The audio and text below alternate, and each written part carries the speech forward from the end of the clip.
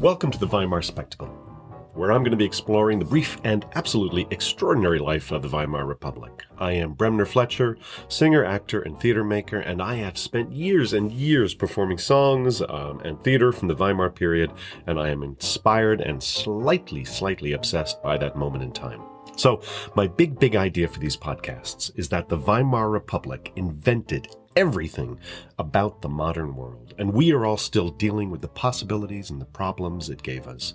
To prove that possibly unprovable idea, I'll be exploring the arts, the politics, the science, the architecture, the social innovations, and the irresistible rise of the Nazi Party. So, if you are a music theater fan who wants the lowdown on how Weill and Brecht reimagined theater in the Weimar period, or perhaps a fan of high modernist architecture who wants to know just exactly how Bauhaus got into our house, or perhaps an amateur fashion historian who wants to know who first devised the haircut that swept the world, aka the Louise Brooks do, then this is the show for you. Now today I was planning an episode on the revolutions that began the Weimar Republic, how they came out of the devastation of World War I, and how the catastrophe of World War I made a place for radical new beginnings, but honestly, I just can't face it. It's December 2023, and every day the news is worse from around the world, and I couldn't face any more darkness, even if it does lead into the light. So instead, I'm going to leap into the fun, the crazy, and sometimes the completely mad of the Weimar days, i.e. the wild sexual revolution that appeared in Berlin and to a lesser degree right across Germany. So, my warning for you, my content warning, is that this episode is going to be discussing sexuality in all its forms. I am a shy, gentle-minded, and rather vanilla individual, so I'm going to keep it fairly clean, but be prepared to hear about every aspect of the sexual imagination. My big idea for this episode is that in post-World War I Germany, people had seen so much death. They went for life. They went to life through sex and rejoicing in their own bodies. The war had proved that a body that was once beautiful could be so easily broken or snuffed out, and pleasure was not to be delayed. Also, post-war, there was crushing poverty that forced middle-class people into getting used to the idea that their own sex was a commodity and casually selling it on the streets. New scientific ideas were all around that allowed experts to examine sexuality as just one more expression of the human condition rather than governed by religious and moral laws, and those experts, they began to communicate these ideas to the whole world. And finally, a new mysticism arose in Germany as they searched for some kind of new morality to replace the pre-war structure of the Prussian government, and sexuality became this crazy battleground in the brutal fight for which ideas would govern a new Germany. Okay, that's the big idea. It might sound a little dry, but believe me, the details are anything but dry. You might even call them well-lubricated and moist. So, I'm going to start with a pop quiz for y'all. What do boot girls, grasshoppers, half-silks, newties, demi-castors, table ladies, telephone girls, gravelstones, racehorses, line boys, doll boys, and wild boys have in common? I will pause a moment while you consider the options. Yes, that is right. These are just a few from the long list of categories of male and female prostitutes available in Berlin in the 1920s. As the amazing 1920s writer, actress, and glamorous girl about town, Anita Loos, said, "In Berlin, sex is the business of the town." Or, as Luigi Barzini, the Italian journalist, wrote, "There were men dressed as women, women dressed as men, or little schoolgirls, women in boots with whips, boots and whips of different colors, shapes, and sizes, promising all these different divertissements, and they could be had for the asking, sometimes without asking, often for the mere price of a dinner. Shopgirls, secretaries, white Russian refugees, nice girls from decayed families." Estimates range from 20,000 right up to 100,000 prostitutes of all types. And those numbers don't include the approximately 35,000 male prostitutes on the streets of Berlin. But sex work in Berlin wasn't a simple matter. Prostitutes, male and female, were split into a completely bewildering set of categories based on a client's desires or the sex worker's particular talents. There were boot girls. They wore furs, tall, high-laced black leather or shiny patent leather boots. And depending on the colored highlights of those boots, you could walk up immediately and tell their particular speciality. The grasshoppers, street workers without a room who serviced their clients in alleys, doorways, and the wooded parks of central Berlin. There were the half-silks. Half-silks were amateur sex workers moonlighting from regular jobs. They might be secretaries or shopkeepers, office clerks, picking up some extra money. The nutties, teenage girls, often using prostitution just to finance a fun weekend of drinking and partying. The demi-castors, which literally means half-beavers. Women from middle-class families who worked afternoons and early evenings in high-class brothels. And then there were the table ladies, Berlin's geisha girls, the most expensive sex workers. Clients paid huge amounts of money for a whole evening, paying what was called table money before retiring to their private room. These women were dressed often as sort of fetishized versions of national stereotypes. There was the gypsy girl, or the Nordic blonde, or even the Spanish aristocrat. And it wasn't just women crowding the streets and selling their sex. The writer Stefan Zweig writes, along the entire Kurfürstendamm Boulevard, powdered and rouged young men sauntered. They were not at all professionals. Every high school boy wanted to earn some money, and in the dimly lit bars one might see government officials and men of the world of finance tenderly courting sailors without any shame. There were the line boys, or also called the avenue boys, or the young lions, teenage male prostitutes who hung out in gangs of 4 or 5 in fancy hotel lobbies. And they are not to be confused with the wild boys, who were homeless gangs of young men who lived and traveled in small groups on the outskirts of Berlin. They traded sexual favors for cigarettes and meals. And of course, the doll boys, child prostitutes, virtually penniless, working mostly for food, cigarettes, or a place to sleep. Selling sex in Weimar Berlin was actually legal for women, or at least for those who wanted to get a permit and go through all the indignities of official health inspections. But perhaps even more unusual, it became banal. Post-war, the economy had collapsed, and shortly after that, when inflation made currency worthless, sex became one more product that everyone could sell.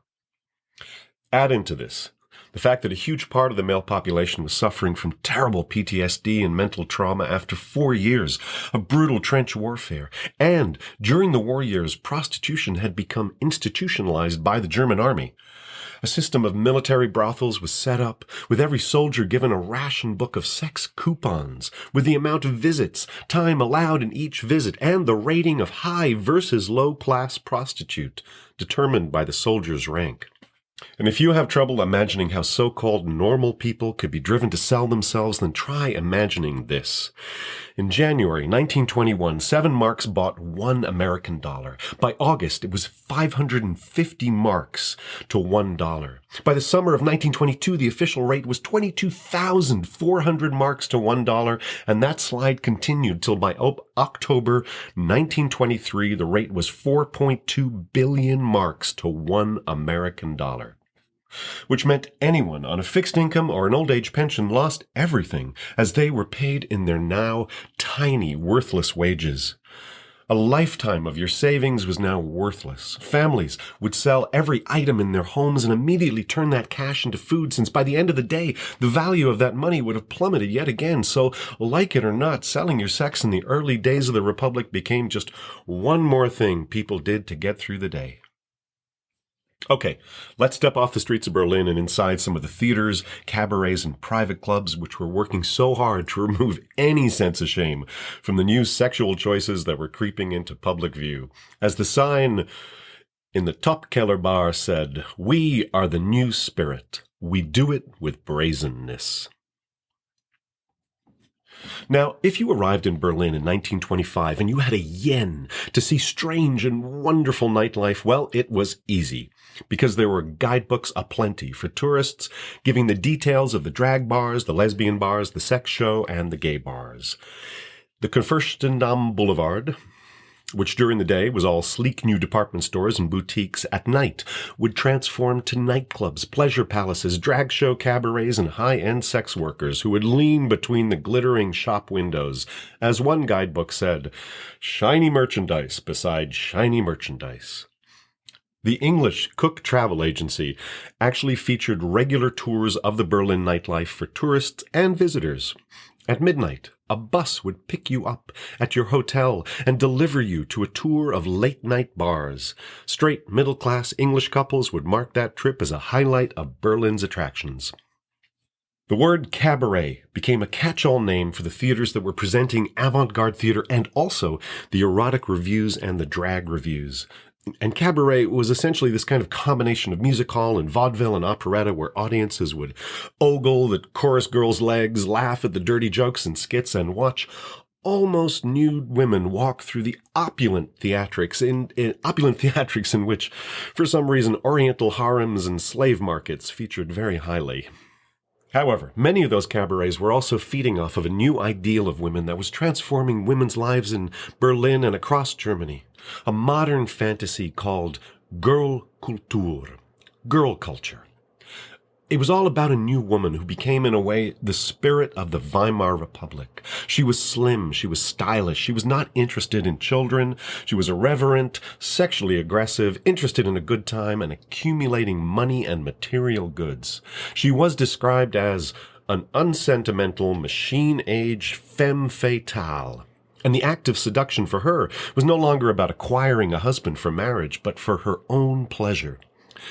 In girl culture, women and men were now on an even playing field, both fighting for the same winnings. And in the cabarets, girl culture also referred to the new image of women literally taking the stage, and particularly the lines of topless women covered in glitter and pearls doing militaristic kick lines, imitating and parodying the hyper-masculine Prussian army. But bizarrely, it wasn't all sexy eroticism in the clubs. Strangely enough, as a contrast to all the sensuality floating around Berlin, the anti-sensual spectacle was wildly popular. At the cabaret club and restaurant Hackpeters, the specialty dish was a huge, bubbling plate of hot lard, onion, and pork, but the wildly successful show was a notorious hunger artist. The artist, only known as Herr Joly, made a fortune for himself, sitting encased in a sealed glass bubble, sitting in his underwear and chain-smoking cigarettes, while guards around him ensured that not a mouthful of food passed his lips. As patrons filled their stomachs, the MC would announce how many days and hours it had been since he ate. Even more bizarrely, Herr Joly became a romantic obsession for many Berlin women and finally was rumored to have accepted the hand in marriage of the American heiress Evelyn Rockefeller. Many of the cabarets specialized in what we'd now call LGBTQ clientele, and they became safe spaces for the German queer culture to create their lives with drag balls and queer performances, and the gay life of Berlin became famous right across Europe. However, this wasn't actually as new as it all seemed. 180 years before Berlin in the 1920s, the Prussian military garrison in Berlin was famous for its gay life. In the 1750s, Frederick the Great, founder of modern Prussia, had decreed that the elite troops could not marry, and said that German women weakened the fighting skills of the men, and he encouraged his guards to find lovers amongst themselves. And of course, like everything in Weimar, gay Berlin was also intricately categorized. There were the bad boys, who traveled in packs of 6 or 8, often costumed in wild leather fetish outfits, not to be confused with the wild boys, who traveled in gangs, dressed in outlandish cowboy or top-hatted leather hobo outfits, and they established Peter Pan-like camps in parks and abandoned warehouses on the edge of Berlin, and gave their own gangs names like Fear No Death, or Indian Blood and the Forest Pirates, Red Apaches, or Gypsy Lovers. There were the androgyns, with plucked eyebrows, dark mascara eyes, face powder, lipstick, and that trendy 1920s Louise Brooks haircut. And as for the other categories, well, I'm afraid this is where my modesty takes over. No judgment, but I think if I read out the details, you will hear me blushing on the air. So I will let you Google the habits of the aunties, the boobs, the butchers, the Breslauers, the cellar masters, the canal men, and the young bucks. On the other side of the gender divide, Berlin's lesbian population was large enough to support 2 ice skating rinks, several nudist retreats, 3 outdoor sporting associations, 85 nightclubs, and several dozen social clubs where they took holidays together, organized to fight discrimination, and help struggling members of the group. And likewise, the lesbian culture also had endless subcategories, so many subcategories. There were the boobies, who wore men's clothing, especially fedoras, leather ties, long leather coats in winter, and, of course, the ubiquitous cigar, often with delicately drawn mustaches. There were the dodos, who wore tuxedos, with dark, curly hair hung loose in a gypsy Romany style, faces powdered ivory white with horn-rimmed glasses or monocles, the gamines, who dressed in exaggerated French street urchin clothing, the garçons, or also called the bachelorettes or hansies, who had shaved, penciled-in eyebrows and wore French male fashions, and they had their own weekly magazine, Garçon, whose motto was, "For friendship, love, and sexual enlightenment." And after that, there's the girlfriends, the hot sisters, the gougnettes, the Salvation Army girls, the Mahdi, the little men, the sweet mommies, the sharpers, the scorpions, and, of course, the tadpoles. So the streets and clubs of Berlin are becoming places creating a new idea of sexuality, but watching and thinking about those ideas and working to move them out into a mass culture are a host of scientists, social thinkers, politicians, moralists who became known as the sex reformers. They set up institutes and wrote books and gave lectures and made laws promoting and attempting to define the new sexuality because in post-war Germany, of course, there were no more imperial censors. They could say what they like, so sex reformers and politicians could appeal directly to the people. They published books, created new therapies, fought for the right for abortion, founded clinics, got involved in politics, and many of them believed that sexual repression only served the interests of capitalism. And so the best way to overthrow the inequalities of the class society was to have good sex. One of the most influential reformers was Magnus Hirschfeld. In Germany, he was called the Einstein of sex. Hirschfeld was an outspoken advocate for sexual minorities, including gay, lesbian, and transgender rights. In 1897, after he witnessed so many of his gay patients take their own lives in shame, he founded the first organization devoted to the protection of gay rights, the Scientific Humanitarian Committee. He developed a system which categorized 64 possible sexual types, including those he described under the term transvestite, which he invented in 1910, and those he described under the term transsexual, a term he invented in 1923. So much categorization. Sex and pain were particularly popular in Weimar, Berlin. There were innumerable magazines and sex workers who specialized in every aspect of sadism, masochism, and just plain pain, with a great emphasis on raised asses beaten by whips and canes and lashes. And Magnus Hirschfeld categorized 4 main scenarios in this. Number 1, servilism, submitting to a dominant partner as slave, servant, or page. Number 2, puerile masochism, wishing to be treated as an infant or schoolboy by an angry mother, father, or governess. Number 3, zoomimetic masochism, wishing to be treated like a beast of burden with a saddle on your back and ridden by a mistress or master. And finally, of course, number 4, impersonal masochism, wishing to be used as an ashtray, footstool, coffee table, or animal skin rug. His new Institute for Sexual Research opened in Berlin on the 6th of July, 1919. In it, he studied pornography, aphrodisiacs, and sex toys, the connection between crime and sexual fetishes, and the erotic basis of war. And people from around Europe and beyond came to the Institute to gain a clearer understanding of their sexuality. Medical advice and treatment for sexual diseases was free. Scientific lectures were open to the public, and the library, accessible to all, had the largest pornography collection in Europe.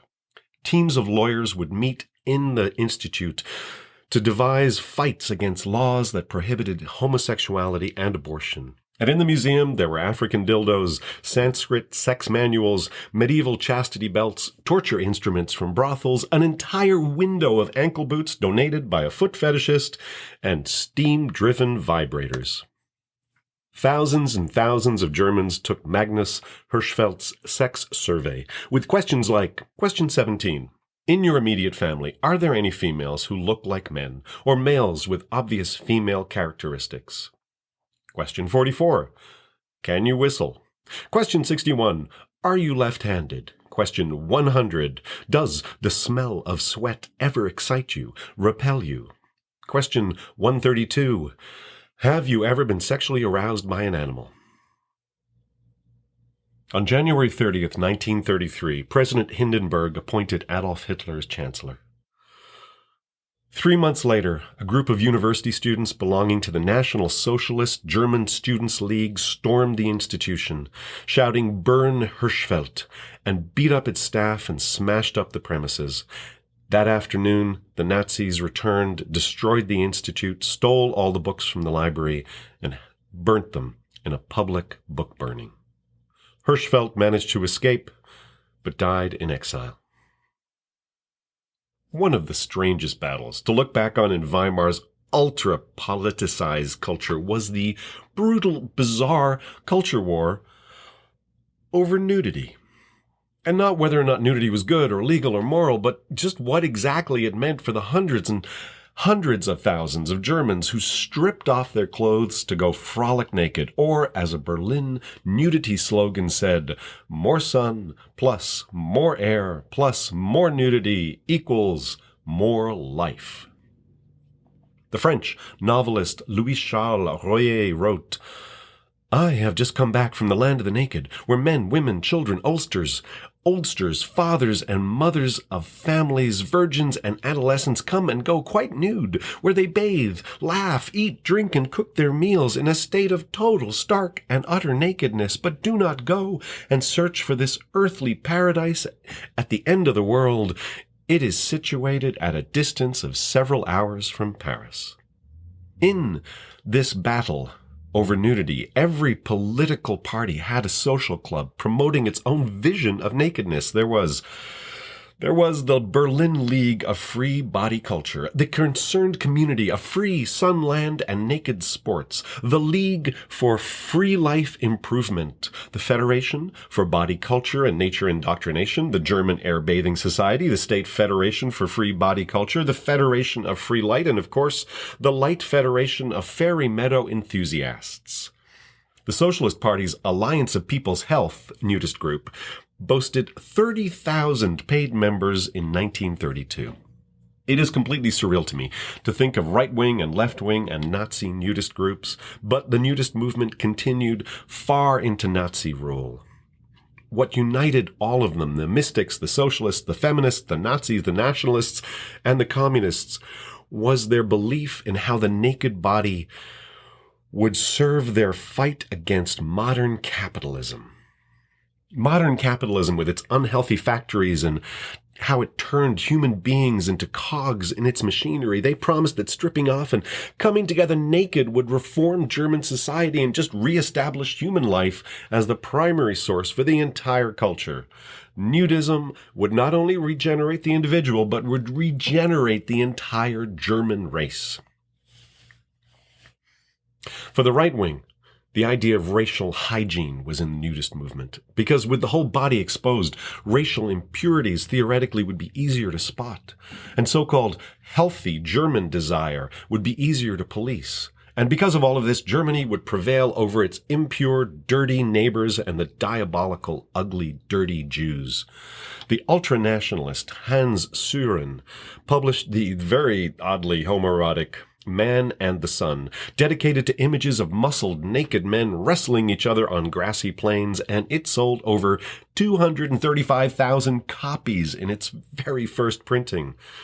For the Nazis, nudity was about ancient German pure traditions and apparently ancient Aryan German tribes who had spent their daylight hours frolicking naked and carefree until evil southern missionaries had made them cover their bodies in shame. So to be truly Aryan again required dancing naked in the forest. In the Weimar Republic, it seemed that all political battles were also recast as sexual battles. In a foreshadowing of the terrible victory of Hitler only 10 years later, in 1922, a convicted conman, Louis Heuser, founded the Christian Nationalist Party. He toured Germany to huge crowds, calling for erotic freedom, and called himself Germany's future Superman. He collected a harem of women who he claimed were his divine protectors, and he ran for president of the Reichstag as Zarathustra Antichrist Heuser.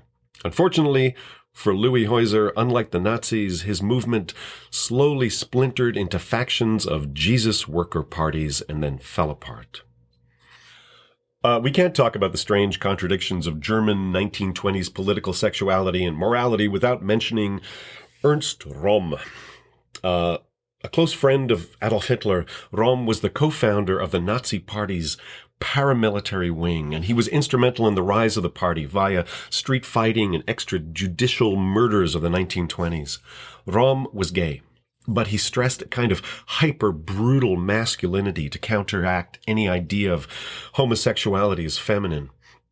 In his regiment, handsome warrior comrades were united under the banner of discipline and order against the threatening wave of women and Jews and socialists, all of whom represented weakness, chaos, and disorder. In short, the whole Weimar Republic. However, when Röhm's sexuality became a public liability for the Nazi Party, in the Night of the Long Knives in late June 1934, Hitler personally placed Röhm and other high-ranking leaders under arrest, and those not immediately executed in prison were taken back to the barracks, given a 1-minute trial, and shot by firing squad. As the Weimar Republic slowly descended into chaos, and the right wing grew in power, from all sides, the new vision, that new spirit of a liberated, independent, sexually active women was what came in for particular hatred. That woman had become the spirit of the new republic, and now was blamed as the root cause of all cultural degeneration and economic crisis, and accused of threatening the actual existence of the German nation and race, as she refused to have enough children to replace all the men lost in the war. Churches said, quote, "The recovery of the German people can occur only if there is a strengthening and a renewal of marriage and family life." And at the 1929 Catholic Conference, they said, quote, "The preservation and promotion of a genuine natural character of woman is more important than the achievement of formal legal rights." By 1932, the erotic world of Berlin was disappearing. One of Hitler's first moves on taking power was to try and shut down all cultural spaces, and one such, the El Dorado Club, featured in countless novels and guidebooks, was raided and closed. The El Dorado had featured regular performances by the likes of Marlene Dietrich, was a welcoming space for the LGBTQ community, and when Goering ordered the closure of all Berlin cabarets, the El Dorado Club was taken over by the Nazis and turned into their local headquarters. However, the Nazis were happy to use Berlin's reputation as a hotbed of sin in their own propaganda, insisting that Berlin had been the gateway into Germany's heart for Jews and gays, traffickers in white slavery, dope peddlers, and every manner of perversion intent on destroying the pure, perfect Aryan health of the country. And, of course, it was up to the new National Socialist Party to cleanse this filth. Or, as Goebbels said, quote, "Another Berlin is lurking, ready to pounce. A few thousand are working days and nights on end so that sometime the day will arrive, and this day will demolish the abodes of corruption. It will transform them and give them over to a risen people, the day of judgment, the day of freedom." You see, the problem with thinking about the Weimar period is that it always ends dark. It always ends with the Nazis. But please remember that ultimately they don't win. And in terms of discovering and promoting an entirely new way of dealing with sexuality and gender in a brand new society, man, the Nazis lose big time. We inherit so much that was good from the Weimar Republic. And yes, we're still arguing about it, and I'm sure we always will be, but so many of the fundamental beliefs of the Republic are now the consensus across much of the world, which brings me right back to the big idea of this whole podcast series. That is, well, if some of those concerns and desires and frustrations in this episode seem familiar to you, they should, because I believe the Weimar Republic helped give birth to the whole modern world. Thank you so much for listening. Hit subscribe or follow if you want to know when the next episode appears, and join me in the coming months as I explore more about the strange birth, the life, the death of an experiment in creating a brand new society. I will put images for this episode onto my website, bremnersings.com, BREMNERSINGS.com. You'll see examples of all the many categories of sexuality in Weimar Berlin, the boot girls, the wild boys, the outlandish wild boys, Magnus Hirschfeld and his institute, the cabarets, and the drag bars. And who the hell am I? Who the hell am I to discuss the Weimar Republic? Well, I am not a sociologist or a political scientist or a historian. I'm an obsessive artist. I'm a singer, a playwright, a cabaret performer who's been obsessed with the arts and the music of the Weimar Republic all my life.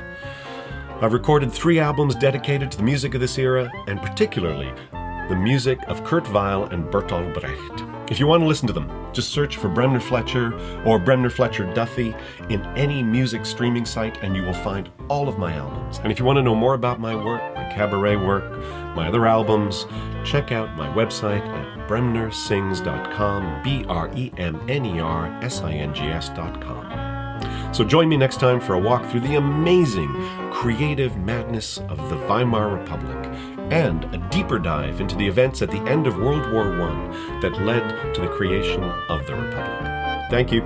Bye-bye.